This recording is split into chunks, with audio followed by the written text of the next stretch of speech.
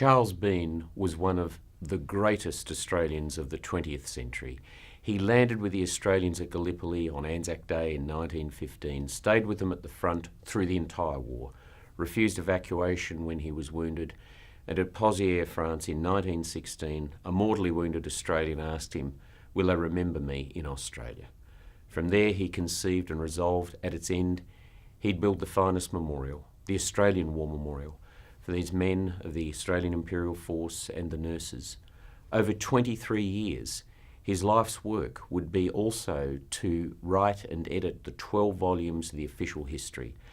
And at the end of it all, he said, what these men did, nothing can alter now. The good and the bad, the greatness and the smallness of their story.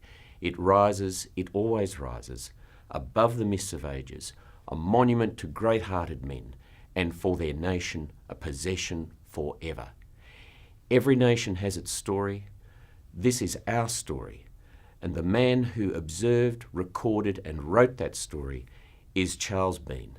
We owe him a debt we cannot even understand, let alone repay.